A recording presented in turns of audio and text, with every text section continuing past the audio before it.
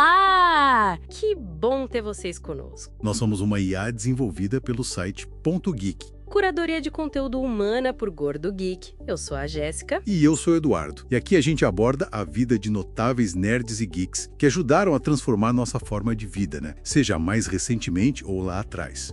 Hoje a gente vai fundo na história de Steve Jobs, né? Uma figura, assim, central e bem polêmica da tecnologia moderna. Temos bastante material aqui, artigos, pesquisas, para tentar entender quem ele foi, o que ele fez e qual o legado que ele deixou. Exato. E é importante dizer, né? Jobs não foi só o cara da Apple. Ele, mudou a nossa relação com a tecnologia. Pensa no Mac, no iPod, iPhone, iPad. Foram produtos que definiram eras. Mas claro, a história dele não é só de sucesso. Vamos olhar as complexidades também, a liderança, a vida pessoal. Certo. Então, para começar mesmo, quem era Steve Jobs? Além da Apple, que todo mundo conhece, teve a Next, teve a Pixar. Um visionário, sem dúvida, mas também famoso por ser bem intenso, né? Super intenso. E essa intensidade vinha muito, eu acho, de uma visão muito clara que ele tinha. Uma capacidade, assim, quase única de antecipar o que o consumidor ia querer, sabe? E de um jeito que juntava tecnologia com arte, com design. Aquela história do curso de caligrafia é um exemplo perfeito disso. É verdade. Ele fez esse curso numa época que ninguém ligava para isso em computação. E por falar em juventude, ele nasceu em 55, né? Foi adotado logo depois por Paul e Clara Jobs. Tem aquela história dele criança, da vizinha perguntando dos pais de verdade. E os pais adotivos responderam que ele era escolhido, especial. Sim, e isso parece ter tido um impacto grande, né? Talvez na autoconfiança dele e também nas expectativas altíssimas que ele tinha, de si e dos outros. E crescer ali onde seria o Vale do Silício, com um pai mecânico, super detalhista. Isso moldou muito ele, né? O pai ensinou o valor do acabamento mesmo nas partes que ninguém via. E na escola ele já era, meio diferente. Carismático, mas desafiador, aprendia muito sozinho. Totalmente. Essa inquietude já estava lá. A curiosidade também. Tem umas histórias dele pequeno, colocar um grampo na tomada, experimentar veneno. Mostra essa coisa de testar limites, né? E a própria casa onde ele cresceu, com o aquecimento radiante, influenciou o olhar dele para o design. E ele se destacou cedo, né? No ensino médio, lá por 68, conheceu o Steve Wozniak. Ah, o Woz, o gênio da eletrônica. Eles se conectaram por causa de música, tipo Bob Dylan, eletrônica, claro, e umas travessuras também. Como as Blue Boxes, né? Aqueles aparelhos para fazer ligação de graça. O Wozniak na parte técnica e o Jobs já vendo o potencial de negócio, de vender aquilo. Exato. E com 13 anos, imagina, ele ligou para o Bill Hewitt, da HP, pedindo peças para um projeto. E não só conseguiu as peças, como arrumou um estágio de verão lá. Uma audácia impressionante para um garoto. Essa ousadia seguiu com ele. Foi para a faculdade por Reed College, que era cara, de artes liberais, muito por causa da promessa feita aos pais biológicos na adoção. Mas largou rápido o curso formal. Largou, mas continuou por lá como ouvinte. E foi aí que ele fez a famosa aula de caligrafia com o Robert Palladino, um ex-monge trapista. Jobs mesmo disse, anos depois, que sem aquela aula, o Mac não teria as fontes bonitas que teve. Foi um daqueles pontos que se conectam olhando para trás, sabe? Totalmente. E nesse período ele também mergulhou fundo em outras coisas, né? Filosofia oriental, dietas bem radicais. Chegou a comer só maçã ou só cenoura por semanas. Ele era extremo em tudo, aparentemente. Teve a fase na comuna cultivando maçãs, trabalhou na Atari fazendo design de games em 74... e a viagem para a Índia com o amigo Dan Kotke buscando iluminação espiritual. Foram influenciados por aquele livro Be Here Now, né? Cabeça raspada, tipo aspirantes a monges. E ele também experimentou LSD nessa época. Disse que foi uma das experiências mais importantes da vida dele. Parou com isso quando a Apple começou a decolar. Sim, a busca espiritual era forte. E as dietas? Influenciadas por livros como Diet for a Small Planet, Muculus Diet Healing System, frequentou comunidades alternativas, Hare Krishna. Era uma busca constante. E aí ele volta da Índia, reencontra o Wozniak, que estava lá no Homebrew Computer Club, mexendo no que viria a ser o Apple I. E aí a coisa engrena. Fundaram a Apple Computer Inc. em 1º de abril de 76. O Wozniak, Jobs e o Ron Wayne, que saiu logo no comecinho. O nome Apple, dizem, veio da fase da Comuna ou para aparecer antes da Atari na lista telefônica, tem várias versões. Operando na garagem dos pais do Jobs, lá em Los Altos, montaram os primeiros 50 Apple I e venderam para Byte Shop, uma história clássica do Vale do Silício. E a divisão de trabalho já era clara ali, né? O Wozniak era o mago da engenharia, Jobs era a visão de mercado, a negociação, o marketing. Já tinha essa obsessão com os detalhes, até internos, desde cedo. Mas foi o Apple II em 77 que realmente explodiu, né? Mais completo, com gabinete plástico, cor, som, apresentado na West Coast Computer Fair. Foi o que botou a Apple no mapa de verdade. Sim, foi a primeira máquina que realmente parecia um produto acabado, pronto para o consumidor. E aí veio a profissionalização, com investidores como o Mike Markkula, um CEO, o Mike Scott, e também as primeiras tensões entre a visão do Jobs e a gestão mais corporativa. E o grande salto seguinte veio daquela visita famosa a Xerox PARC em 79, certo? Exatamente. Lá ele viu a interface gráfica com janelas, ícones e o mouse. Ele não inventou, mas ele viu o potencial daquilo como ninguém. Foi uma epifania. Quem inspirou o Lisa, lançado em 83. Tecnicamente super avançado, mas caríssimo, né? $10.000 na época. Um fracasso comercial. Um fracasso, mas um aprendizado essencial para o projeto seguinte. O Macintosh, de 84. Lançado com aquele comercial espetacular, 1984, dirigido pelo Ridley Scott no Super Bowl. Inesquecível. O Mac foi o primeiro computador com interface gráfica e mouse a fazer sucesso comercial de verdade. E junto com a impressora LaserWriter, em 85, criou o mercado de editoração eletrônica, o Desktop Publishing. Revolucionário. Só que, mesmo com o sucesso do Mac, as tensões internas na Apple aumentaram muito. Disputas de poder, visões diferentes para o futuro. E acabou que o Jobs foi forçado a sair da própria empresa em 1985.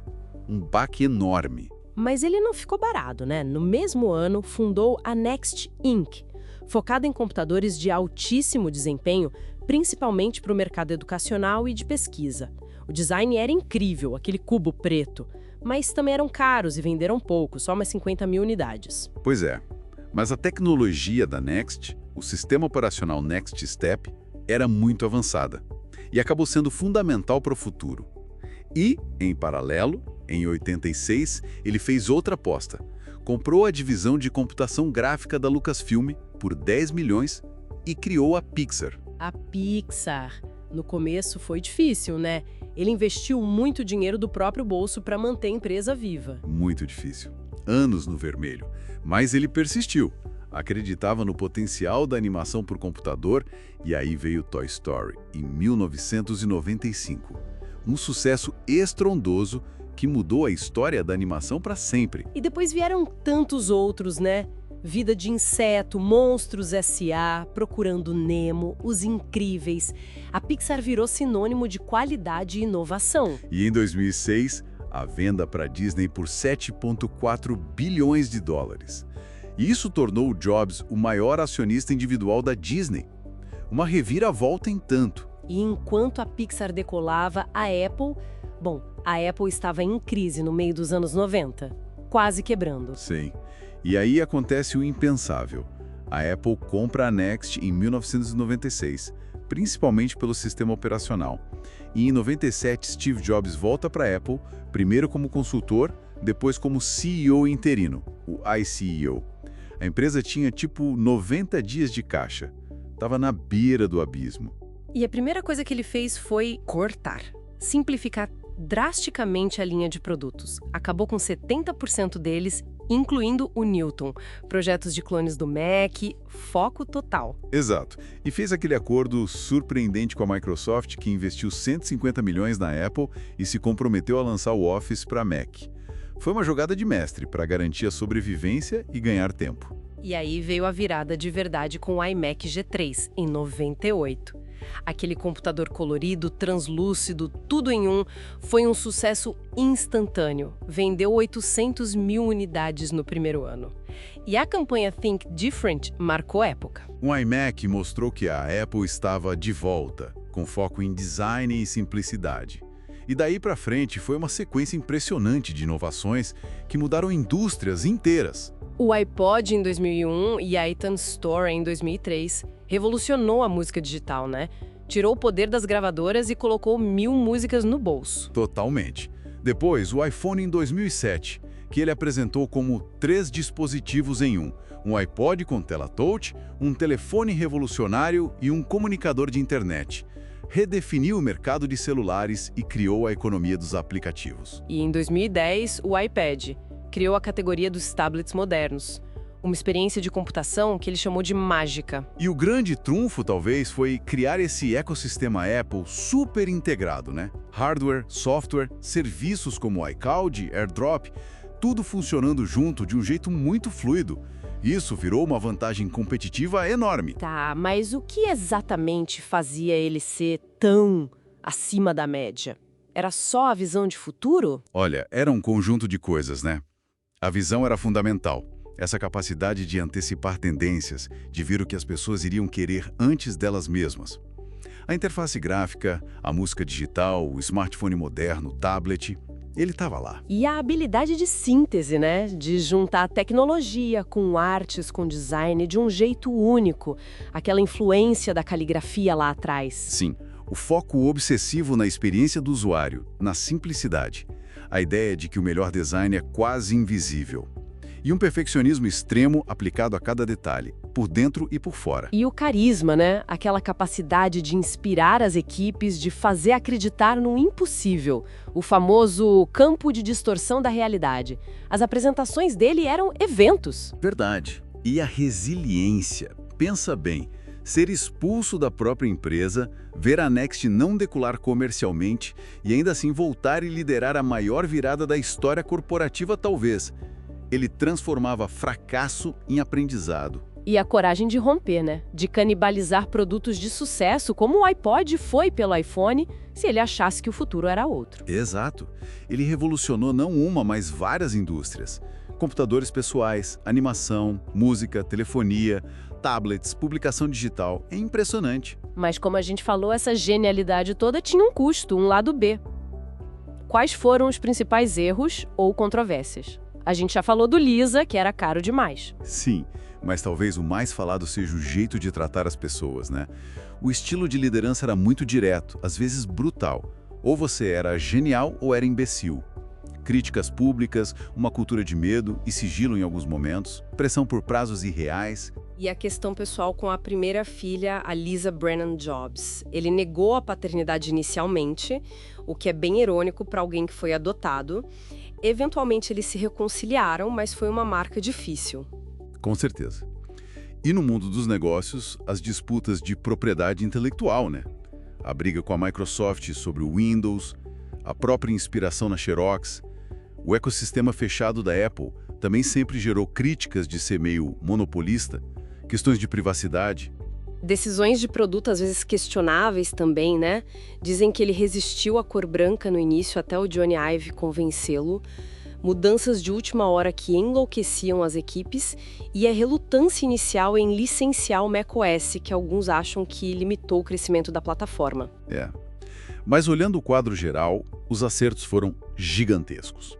O foco na integração hardware, software e serviços foi um acerto estratégico fundamental. A criação desses produtos icônicos, que não só venderam muito, mas definiram categorias e mudaram hábitos. E claro, a recuperação da Apple.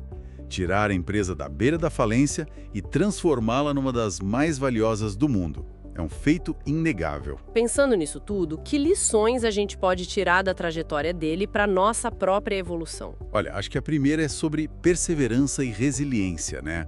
Não desistir diante do fracasso. A saída da Apple, as dificuldades da Next, ele viu como aprendizado e voltou mais forte. A importância de ter uma visão de longo prazo também. Manter o foco mesmo quando as coisas estão difíceis, como foi com a Pixar no início. E a coragem de mudar, de se reinventar. Um foco na excelência, sem dúvida. Atenção aos detalhes. Não aceitar o medíocre, buscar sempre o melhor possível. E a simplicidade. A ideia de cortar o supérfluo para focar no que é essencial. Ele fez isso de forma radical quando voltou para a Apple. Aquela frase famosa do discurso dele em Stanford. Stay hungry, stay foolish.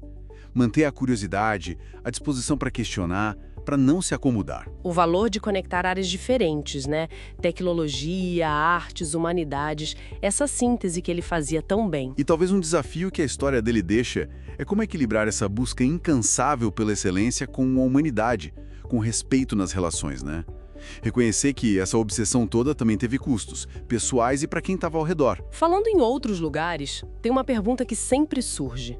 Ele já veio ao Brasil? As fontes que a gente consultou não detalham nenhuma visita específica dele para cá. Pois é, parece que não há registros claros sobre isso, mas tem muitas outras curiosidades sobre ele, né? Ah, sim. Os hábitos alimentares super extremos, por exemplo. As dietas só de fruta ou só de cenoura. Os jejuns longos. Dizem que o bolo de casamento dele, que era vegano, era praticamente intragável. Teve até um incidente numa viagem por causa de uma sopa que tinha manteiga. E toda a busca espiritual e a ligação com a contracultura. A viagem para a Índia, a fase aspirante a monge, as leituras sobre chakras, a experiência com o LSD, que ele considerava tão importante. A obsessão pelos detalhes chegava ao ponto de querer que os componentes internos dos computadores fossem organizados de bonitos, mesmo que ninguém fosse ver. E ele tinha centenas de patentes no nome, incluindo coisas como o design da escada de vidro das Apple Stores. E aquela história da aula de caligrafia com o ex-monge Robert Palladino e como isso impactou o Mac décadas depois. São conexões inesperadas. A vida pessoal dele em Palo Alto, depois que ficou famoso, era até discreta. Uma casa relativamente modesta, gostava de andar de bicicleta, tinha a tradição de decorar a casa para o Halloween, para as crianças da vizinhança. Ele se envolveu pessoalmente na abertura da Apple Store local. E as preferências de design, como a recusa inicial da cor branca até ser convencido pelo Johnny Ive. Tem até teoria de que o S no iPhone 4S era uma homenagem a ele, S de Steve, já que foi lançado logo após a morte dele. É muita história, né? No fim, ele foi mesmo essa figura complexa. Um visionário que, com seus acertos e erros, mudou o mundo através da tecnologia e do design. Sem dúvida, e o legado dele continua muito vivo, né? Talvez a reflexão final seja essa. Até que ponto os fins, produtos incríveis, indústrias transformadas justificam certos meios, como um estilo de liderança às vezes abrasivo ou os custos pessoais envolvidos? Como essa história continua a desafiar o jeito que a gente pensa sobre inovação, design e liderança hoje em dia.